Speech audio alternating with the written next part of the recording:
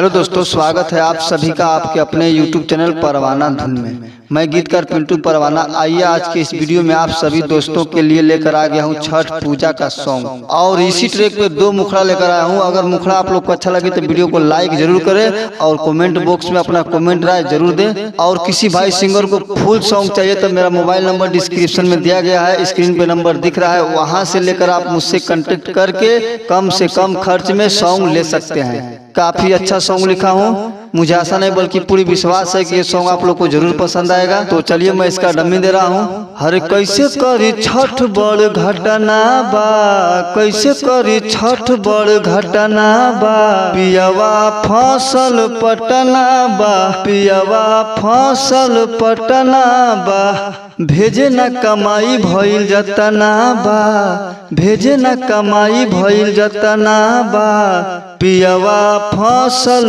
पटना बा, पियवा फसल पटना बा। दोस्तों ये पहला मुखड़ा था, और मुखड़ा आप लोग को अच्छा लगे तो वीडियो को लाइक जरूर करें और कमेंट बॉक्स में अपना कमेंट राय देना ना भूलें। तो चलें दूसरा मुखड़ा की तरफ चलता हूँ। सजल बाटे पटना के घाट पिया हो, सजल बाटे पटना के घाट पिया हो, दौरा उठा के चला माथ पिया हो, दौरा उठा के चला माथ पिया हो, धैले रहा बबुआ के हाथ पिया हो, धैले रहा बबुआ के हाथ पिया हो, दौरा उठा के चला माथ पिया हो, दौरा उठा के चला माथ पिया हो। दोस्तों ये दूसरा मुखड़ा था, और इसका फुल सॉन्ग चाहिए आपको तो मैं पहले बता चुका हूँ कि डिस्क्रिप्शन में नंबर है, स्क्रीन पे नंबर दिख रहा है, वहां से लेकर आप मुझसे कांटेक्ट करके कम से कम खर्च में आप यहां से सॉन्ग ले सकते हैं। आई होप मेरा वीडियो पसंद आए तो वीडियो को लाइक जरूर करें